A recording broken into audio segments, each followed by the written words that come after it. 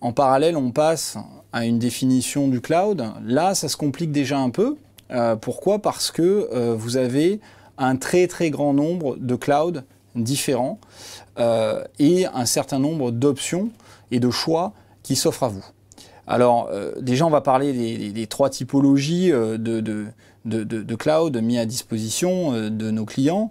Le SaaS, qui va essentiellement permettre de gérer des applications, des données, également une plateforme, et dont la finalité va être la mise à disposition d'une application.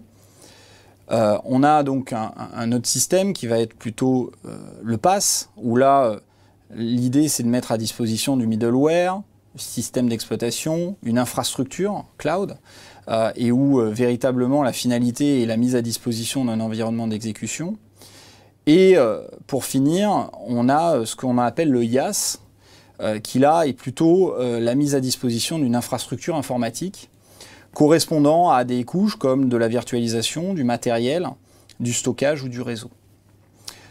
Au sein même de ces trois catégories de cloud, et c'est là où ça se complique encore plus, vous avez en fait 4 possibilités qui vont naturellement correspondre à une manière de gérer vos actifs logiciels qui va être totalement différente. Premier dans la liste, ça va être la notion de cloud privé. Vous allez proposer ou disposer d'une infrastructure exclusivement dédiée à une organisation. Vous avez le cloud public. C'est un cloud assez connu.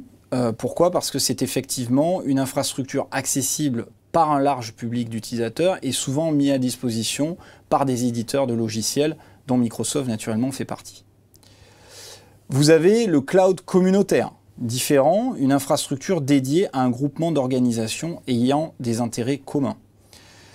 Et enfin, un choix également qui là complexifie encore plus votre choix et la manière dont vous allez peut-être gérer vos actifs logiciels, ça va être le cloud hybride, où vous allez avoir une infrastructure qui se compose d'au moins 2 types de cloud, de type distinct, public ou privé.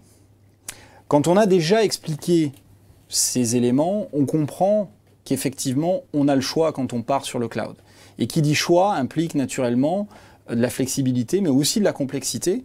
Complexité qui est apportée par les contrats des différents éditeurs qui vont à un moment donné pas forcément toujours saisir ces nuances, pas forcément être toujours adaptés au cloud, et qui vont avoir des fonctionnements et des règles très différentes en fonction des situations.